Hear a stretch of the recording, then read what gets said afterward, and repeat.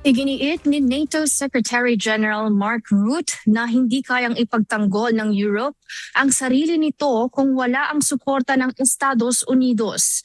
Ito ay kasunod ng panawagang maging mas independent ang kontinente sa gitna ng namumuong tensyon sa pagitan ng Europe at Amerika.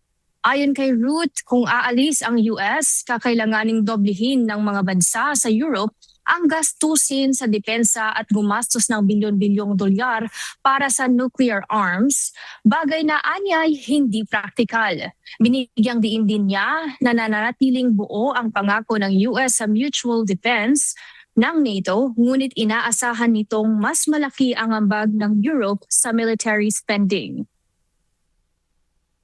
And if anyone thinks here, again, that the European Union or Europe as a whole can defend itself without the US, keep on dreaming. You can't. We can't. We need each other.